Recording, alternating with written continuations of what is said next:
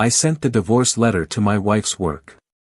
I wanted her to know what she had done, to feel the weight of every word she wrote to me when she thought she was being discreet, when she thought her secret was safe.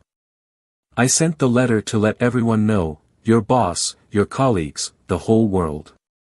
And she became desperate, frantically calling my cell phone, each call ignored with a cold smile on her face. She didn't know what to do, how to react to the humiliation of being exposed for a betrayal that she thought she controlled. But I was cruel. Cruel because for so long I was the fool in love, the devoted man who never saw what was right in front of his eyes. All that blind trust, the passionate kisses, the nights together, it was all a lie, a play where I was the only one who didn't know the script. After so many years, I was unable to believe that she was capable of something like that. We had a life built together, the kind of life I always imagined would be forever. I love you, she said.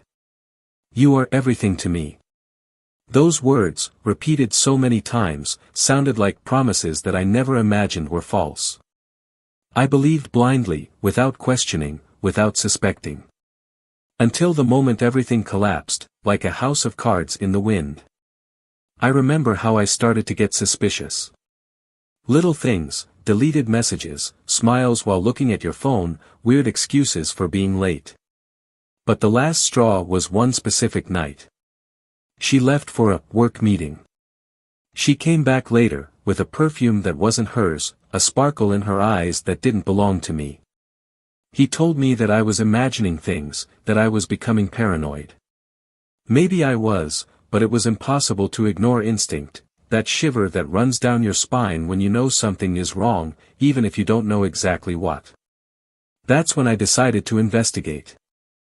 I looked at every message, every email, and then, finally, I found what I was looking for. There it was, black and white, a torrent of messages exchanged with another man, words full of desire and secret promises. She was living a parallel life, and I was the last to know. I can still feel my stomach churning as I reread those messages, each one like a knife in the flesh, each one tearing apart what was left of the trust one had in her. I knew I had to do something. I couldn't be the same after that, I couldn't continue living as if nothing had happened. It was then that I planned my revenge. I thought of several ways to make her suffer, but I wanted it to be public, I wanted her to feel the same shame I felt. She was used to controlling everything, but this time, I would be the one who controlled the outcome of this story. The moment of delivery of the letter was as I imagined. In the middle of the day, the envelope being placed in your hands.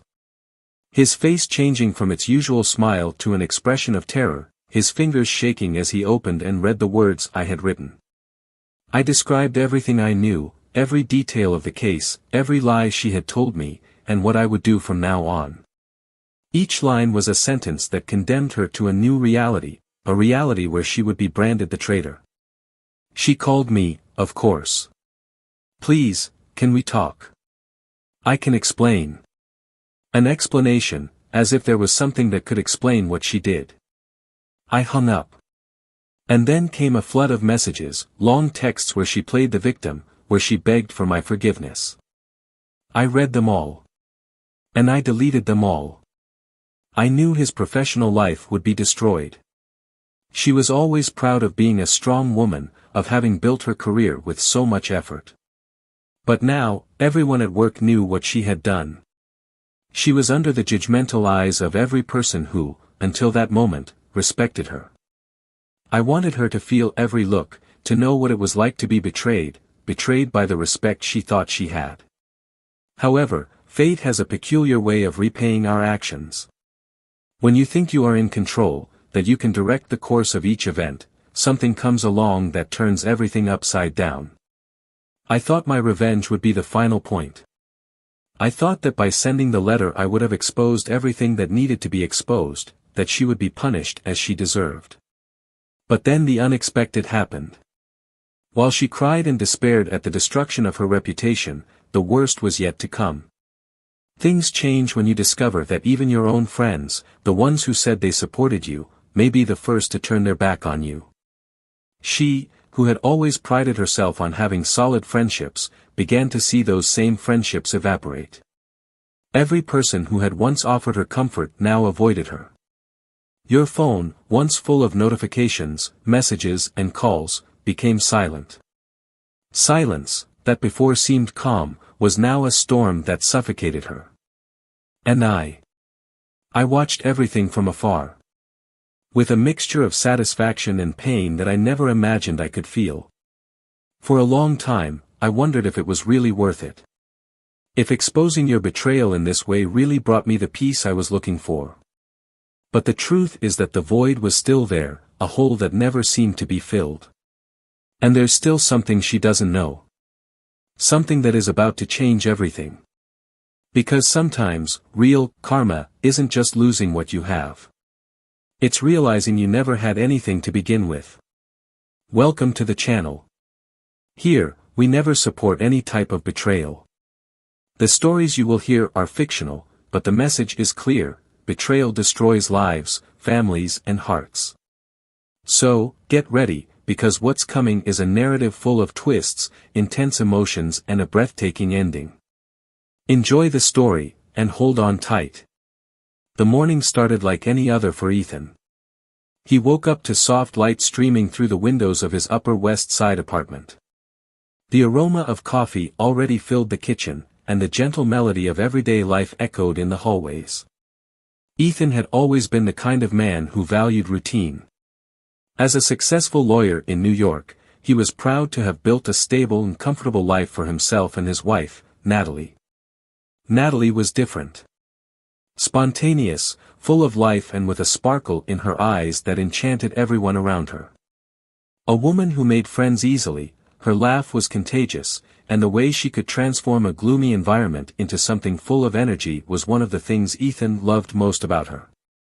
She was an interior designer, and her work reflected her personality, creative, elegant, and with bold touches. Her delicate hands brought life to every space she touched, and to Ethan, each of these creations was a reflection of the woman he had fallen in love with years ago. The couple seemed to have a perfect life. Candlelit dinners on Friday nights, impulsive weekend trips to the beach house in the Hamptons, and that undeniable chemistry every couple wishes they had. But like many couples, the daily grind had a way of weakening connections. Ethan's work demanded more and more of him. Sleepless nights reviewing documents, endless meetings, and work trips began to become more frequent. Natalie, in turn, dove headfirst into her career, receiving more projects and building a network of contacts that made her feel alive and fulfilled. Still, there was genuine affection between them. Ethan's every gesture was meticulous. He made sure to send her romantic messages throughout the day, little reminders that he was always thinking about her. Natalie, in turn, liked to prepare surprises, a special dinner or an unexpected gift, as proof of her love for him. But there was something subtle that was beginning to emerge. Little moments of uncomfortable silence, when before there was only laughter. Long looks into the void, where there was once complicity. There were days when Natalie seemed distant, looking out the window as if she were looking for something that even she didn't know what it was. "Is everything okay?" Ethan asked, trying to reach that point where the connection seemed to have been lost. "Yes, just thinking about the next project," she replied, with a smile that didn't reach her eyes. Ethan worried, but chose to believe it was just the stress of work. On the other side, Natalie felt the weight of something she couldn't name. There was a restlessness inside her, a feeling that despite having everything, something was missing. Ethan's love was palpable, but his absence at crucial moments began to create a distance.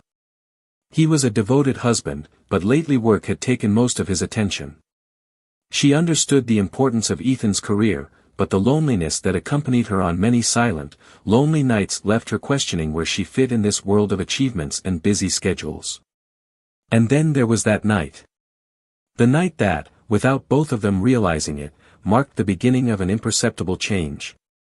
An elegant dinner, a gala event that Natalie went to alone because Ethan was stuck with a last-minute meeting. The atmosphere was glamorous, full of important people, laughter, and glasses of champagne sparkling in the soft light. It was the kind of event where Natalie felt at ease, connecting with people, receiving praise for her work. But that night, something was different. She met Ryan, a charismatic businessman, a friend of one of Natalie's clients. He had a different energy, an attentive look, as if the world around him didn't exist when he spoke to her. Throughout the night, between business conversations and exchanges of laughs, there was something about Ryan that made Natalie feel seen. It was as if, for the first time in a long time, someone was truly present with her, noticing not just her appearance or her designs, but what lay beyond that, what she felt, her desires, her doubts. Ryan's intense gaze was hard to ignore. As he talked about his own dreams and challenges, Natalie felt a connection she hadn't experienced in a long time. It wasn't just the charm, but a sense of freedom, an innocent flirtation that seemed harmless. At the end of the night, Ryan lightly touched Natalie's hand as they said goodbye. "It was a great conversation," he said, with a smile that made her shiver. She just returned the smile, with an internal voice saying that it was just a passing moment, nothing more. When Natalie got home, Ethan was sitting on the couch, his eyes tired from another long day at the office. "How was the event?" he asked, without looking up from his laptop. "It felt good," she replied, trying to sound casual, but Ryan's touch still felt like it burned her skin. She approached Ethan, trying to ignore the strange feeling that followed her, and kissed him on the forehead. "I'm going to bed, it's been a long night." As Ethan reviewed his documents, he felt a pang of guilt. He knew he wasn't present like he was before. The routine was pushing them away, and he didn't know how to fix it. But he loved Natalie, he was sure of that, and he believed that eventually things would go back to normal. He just needed to close that big case at work, maybe plan a trip for them, and then, who knows, bring back that feeling of newness and love. Over the next few days, the dynamic between Ethan and Natalie continued to fluctuate. Small gestures of affection, but always with something unsaid hanging in the air. And, for Natalie, meeting Ryan became a memory that appeared in the most unexpected moments, in the middle of a meeting, while preparing dinner or listening to a song on the radio. She wondered why she was thinking about him, why that brief encounter seemed to have left such a deep mark. And that's how their lives continued, with Ethan trying to reconnect with a lost connection, and Natalie trying to understand the emptiness she felt. Both trapped in a cycle of silences and restrained gestures, unable to realize that something bigger was coming. Something that would forever change the course of their lives and reveal truths that they were far from imagining. It was just the beginning of something neither of them were prepared to face. In the days following their meeting at the gala, Natalie tried to ignore the growing uneasiness she felt. Ryan's messages started out subtle, comments about their night, about how much he enjoyed talking to her. And although she was hesitant at first, Natalie eventually responded. Talking to him was easy, and it made her feel young again, alive in a way she hadn't experienced in years. That feeling of being noticed, desired, was like an elixir to which she found herself trapped. Meanwhile, Ethan remained immersed in his work, working overtime to finish the case that had been taking so much of his energy. He tried to convince himself that he was building something for their future, a future where there would be no financial worries, just time to enjoy together. This was how he justified his absences, his delays and his tiredness when he got home. When Natalie was expecting him for dinner, he would often cancel with a brief message, and she would pretend she didn't care. "It's just a phase," she told herself. But the messaging routine between Natalie and Ryan evolved. She found herself smiling when she heard the sound of her cell phone vibrating, eager for a new notification. Little by little, the conversations went from a simple exchange of ideas to something more intimate. Ryan made her laugh, made her feel seen, and the reality of her life with Ethan seemed to fade every time a new message appeared on the screen. He started talking about casual meetings, a coffee here, a lunch there. And even though she knew she should resist, she accepted.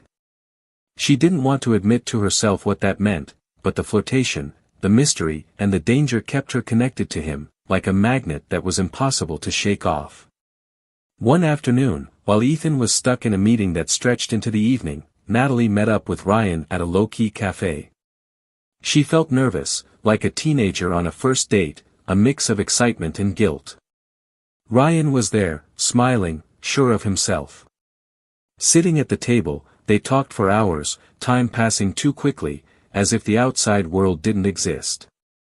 He talked about his plans, about trips he would like to take, and asked her about her dreams, her desires. And each answer seemed to bring them closer together. At the end of the date, Ryan approached her, holding her hand. "I think about you a lot, you know," he whispered, his voice low and soft, with an intensity that made Natalie catch her breath. She wanted to respond, but the words wouldn't come out. It was as if she had been hypnotized by him, by that moment that seemed suspended in the air. Then he kissed her. And in that instant, she felt like she was falling, but without worrying about landing. As the days passed, meetings between Natalie and Ryan became more frequent. The fear of being discovered was suppressed by the desire to be together. Natalie tried to keep up appearances at home, being the caring wife she always was, but her mind was divided. Ryan filled the space she felt empty, a space she didn't know existed until she found him. And Ethan, in the rush of work, didn't notice the small changes, the way Natalie dressed up more than usual, her sudden departures, her increasingly elaborate excuses for spending the day out. However, like every secret, the truth was destined to be discovered. Ethan has always trusted Natalie, but something inside him bothers him. There was a growing distance he couldn't ignore, a feeling that something was slipping through his fingers. One night, when he arrived home earlier than expected, he found Natalie sitting on the couch, cell phone in hand, laughing about something that clearly wasn't meant for him. She tried to hide the phone, hide her smile, but the discomfort was evident. "Who are you talking to?" he asked, trying to sound casual, but his heart was pounding in his chest. "Ah, it's just a friend," she lied, looking away. Ethan wanted to believe it, but something inside him whispered that it wasn't so. The next few days were marked by increasing tension. Ethan, increasingly suspicious, began to observe Natalie more closely. His trips to work meetings became more and more frequent, and the excuse that he was spending time with friends no longer made sense to him. Until, one night, while she was sleeping, Ethan decided to take Natalie's cell phone. His hands shook as he unlocked the device and began looking at the messages. And there it was. Every word, every conversation, every photo exchanged with Ryan, and every meeting detailed. Confirmation of what he already feared, but didn't want to believe. She was cheating on him. It was as if the ground had disappeared. Ethan felt a mixture of anger, sadness, and a despair he had never experienced before. He looked at the woman he loved, sleeping peacefully beside him, and could barely recognize the person she had become. That night he couldn't sleep. And when Natalie woke up, she didn't notice the look of pain and disgust on Ethan's face, she just went about her routine, without suspecting anything. But Ethan had already made a decision. He knew he couldn't let this go. He knew he would need to act, and it wouldn't just be a simple conversation about betrayal. There would be consequences, and Natalie would soon know that the love she believed to be safe, protected, was about to fall apart. What she didn't know was that everything was about to become public. And that the letter he was writing at that moment, the same letter that would seal their fate, would be the beginning of a storm that would leave irreversible marks. Natalie had no idea what was about to happen that morning. Everything seemed normal, the smell of freshly brewed coffee, Ethan's touch on his shoulder as he left for work, seemingly distracted as always. But that same afternoon, everything would change. Ethan knew the confrontation was inevitable. After discovering Natalie's messages with Ryan, her betrayal was no longer in doubt. He had proof, he had a plan. For days, he resisted the urge to explode, to confront her directly, to demand answers. But instead, he remained calm, waited. And then, he decided to act in a calculating manner. The clock struck just after 3 in the afternoon when Natalie received an envelope in her office. She was in the middle of a presentation for an important client, and one of her assistants rushed in, interrupting the meeting. "Sorry, but this just arrived, they said it was urgent," the assistant said, handing over the envelope with an apologetic look. Natalie, not understanding the urgency, smiled at the customer and asked for a minute. His mind was far from any suspicion, perhaps it was something related to one of the ongoing projects. But as soon as he opened the envelope and saw the contents, his heart stopped. It was a divorce letter, signed by Ethan, with a note attached, "I hope it was fun while it lasted. Now all your colleagues will know who you really are."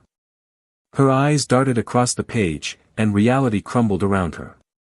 There was the formal divorce petition, the terms established by Ethan, and, most devastating of all, details of the betrayal with Ryan described in minute detail. She felt the client's eyes on her, the murmur of curiosity from her colleagues. Shame washed over her like a wave, and her face turned pale. With hands shaking, she gathered her belongings and left the room quickly, trying to hide the tears that were already beginning to well up. Upon arriving home, Natalie found Ethan sitting at the table, his expression somberly calm. "Why did you do that, Ethan? Couldn't you just talk to me? Why expose everything like that?" she screamed, her voice breaking between anger and pain. She expected him to be shaken, for his voice to shake, for him to show some emotion, but Ethan just looked at her coldly. "Talk? How you talked to me while you cheated on me?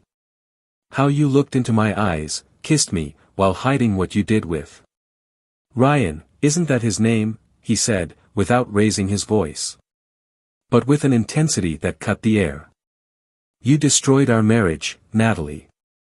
You broke everything, and I'm done being the idiot who believed your lies." His words hit her like blows. She tried to defend herself, to justify her feelings of loneliness, the emptiness she felt, but she knew that there were no excuses that could erase what she had done. Ethan then stood up, approached her with his eyes filled with a mixture of pain and determination. "I loved you. I loved you more than anything in this world, and yet you chose to destroy that. I could have talked to you, screamed at you, kicked you out of this house. But I chose to be cruel, just the same. The way you were with me." Natalie sat on the floor, feeling the weight of the world crashing down on her. He never thought Ethan could do something like this. He was always the restrained, calm, rational man. Now this all felt like a mask that had fallen. "You destroyed my life, Natalie. You destroyed our life. I don't want to see you anymore. I don't want to hear your voice anymore," he said, turning his back on her and leaving the apartment. And then, silence. A silence that seemed to swallow all the hope that remained. In the days that followed, Natalie tried to find Ethan, tried to explain how she felt, tried to look for some sign that he might reconsider. But all attempts were in vain. Ethan disappeared completely, blocking all her calls, ignoring every message. For her, the worst of all was not the judgment of her colleagues or the loss of her professional reputation, it was Ethan's complete indifference. She knew she had made a terrible mistake, but the way he chose to deal with it felt like the ultimate punishment. And then came the worst blow of all. One rainy afternoon, while Natalie was sitting alone at home, the phone rang. It was her mother, with a deep, hesitant voice. "Natalie, honey, we need to talk. Something happened." Natalie could feel the urgent tone in her mother's voice. "What's wrong? Tell me soon, Mom," she replied, anxiety already burning her stomach. "Your father, we found out that your father was fired," the mother said, her voice shaking. "He lost his job because of something they said about you." It was as if the world had stopped spinning. His father, who had always been the pride of the family, a man of integrity, respected in his career, was now unemployed. All because of her betrayal, all because of how the story had been exposed, spread like a virus. Natalie could hardly believe it. Her father has always been her biggest support, he always believed in her, he was always proud of her achievements. And now, he was paying the price for his choices.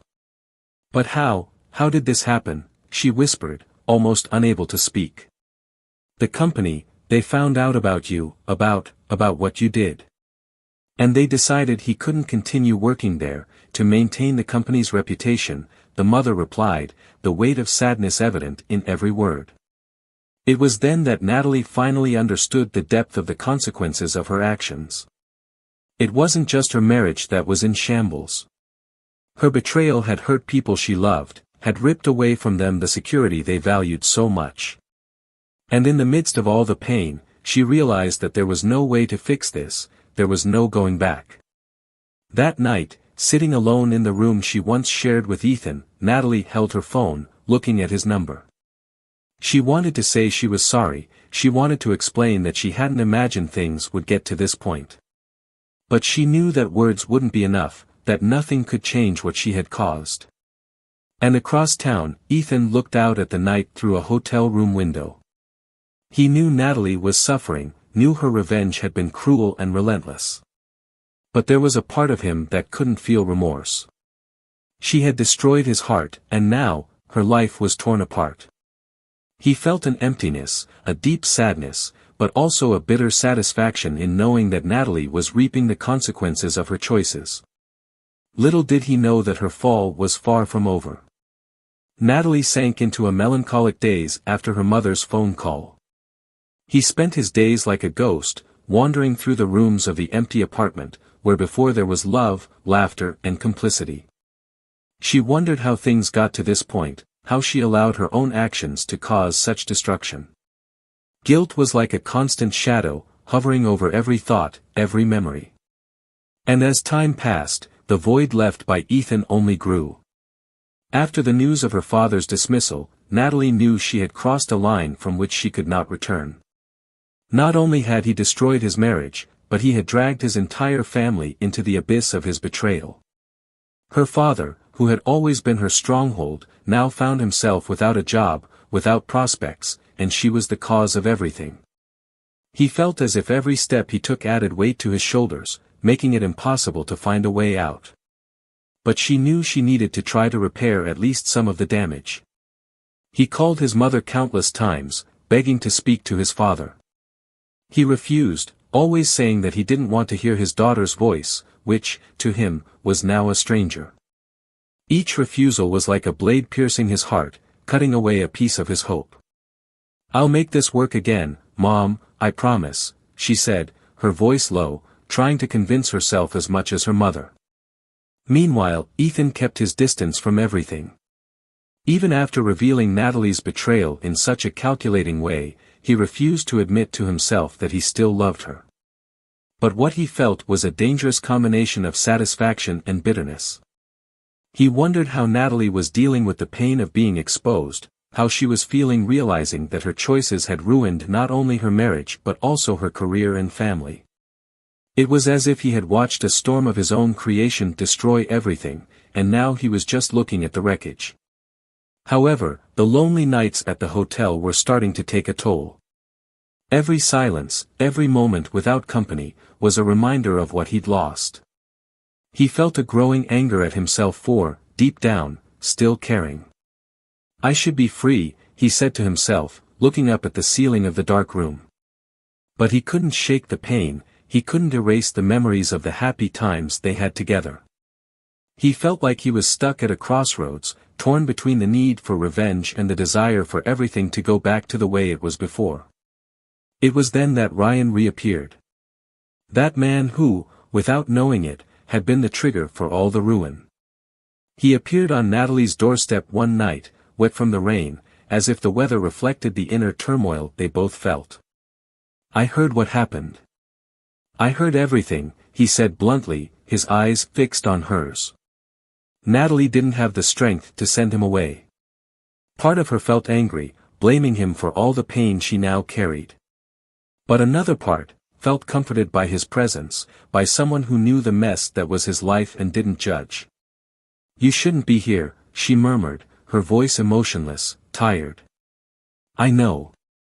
But I feel like I need to be," Ryan replied, walking in slowly, closing the door behind him. For a few moments, they sat in silence, just staring at each other, two strangers connected by a web of bad choices. She wanted to push him away, to scream, to blame him for everything that was happening.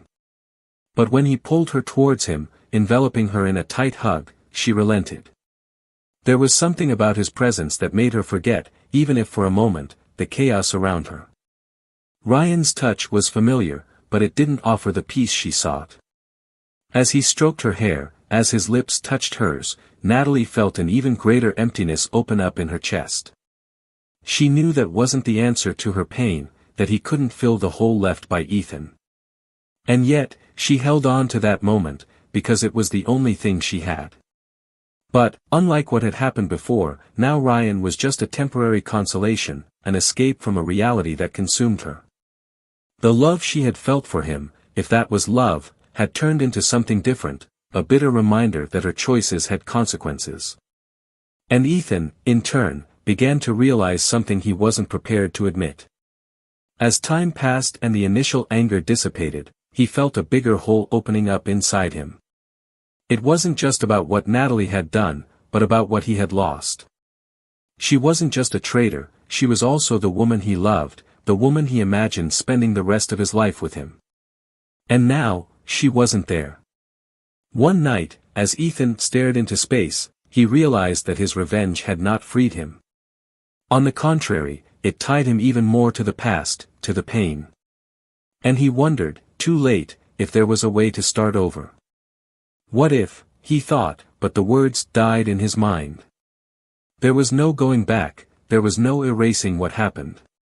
Natalie's betrayal, her own desire for revenge, all of it had destroyed something that could never be rebuilt. Natalie wondered what she would do from there.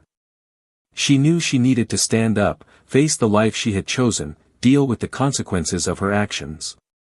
But somehow the guilt, shame, and loneliness felt insurmountable.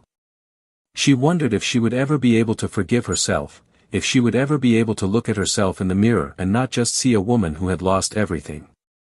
And so, as the rain beat against the windows and the wind whistled through the apartment's empty hallways, the two wondered if there was any way to find some kind of peace. Both found themselves trapped in a cycle of pain, regret and unanswered questions. But they knew that, one way or another, the story was far from over.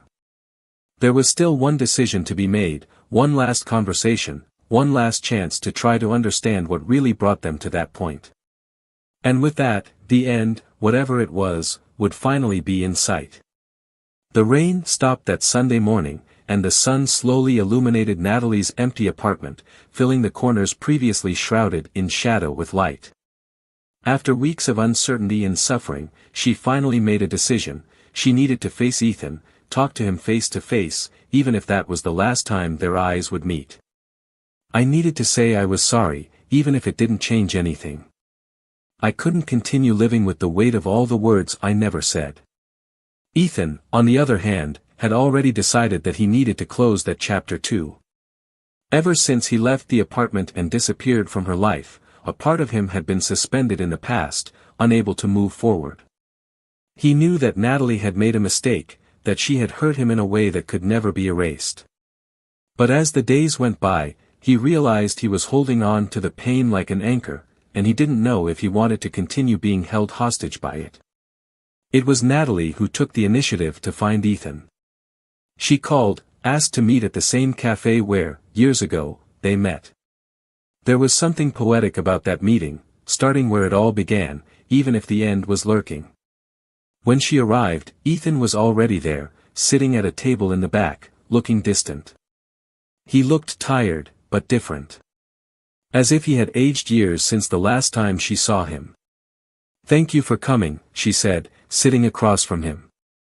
The tension hung in the air like a heavy curtain, difficult to pull away. Ethan just nodded, a small gesture, but one that she accepted as the most kindness he could offer her at that moment. "I don't know what you want to tell me, Natalie," he said finally, his voice low but firm. "I don't know if anything you say will change what happened." She swallowed hard, trying to find the right words. I need you to know that I'm sorry. For what I did, for the way I treated you. I know I can't fix things, but I wanted you to know that." I never meant to hurt you. I was wrong, Ethan. And I understand if you never forgive me. There was a long silence. Ethan watched her, trying to see beyond the words, beyond the regret she wore on her face. For a long time he waited to hear those words, but now that they finally left her lips, he didn't feel the satisfaction he thought he would. You destroyed something I thought was inviolable, he said, his gaze locked with hers. I loved you, Natalie. More than anything. And even now, when I look at you, a part of me still does. But I don't know if I can go back. I don't know if I'll ever be able to forgive you. She nodded, tears streaming down her face. I understand. I don't expect you to forgive me, but I needed to tell you that I'm sorry. For a moment, they just stared at each other, two people who knew each other so intimately but now seemed like complete strangers. And then, Ethan got up, pulled on his coat, and placed a bill on the table to pay for the 2 coffees that were left untouched. I'll move on, Natalie. And I hope you find some form of peace. But I need to say goodbye. She felt her heart shatter at those words. But I knew it was necessary. And when he walked away and left the cafe, she knew that this was the end of everything they had been, of everything they could have been. Meanwhile, Ryan disappeared from Natalie's life again. The romance the two shared was buried under the weight of the consequences. He left the city, moving away from the chaos and guilt that, in some way, he also felt. For Ryan, the affair with Natalie was a bitter memory, a mistake he was determined to forget. And just as he entered her life, he left, without leaving a trace. As for Natalie, life didn't get any easier after that final encounter with Ethan. Her father never forgave her, the relationship between them became an open wound that never healed. She lost not only her marriage but also the respect and support of her family. He decided to start from scratch, away from everything and everyone, away from memories and mistakes. She moved to another city, looking for a fresh start, something that still seemed distant, but for which she was willing to fight. Ethan, for his part, was finally able to move on. It wasn't easy. He needed time to heal, to understand that the forgiveness he needed was not for Natalie, but for himself.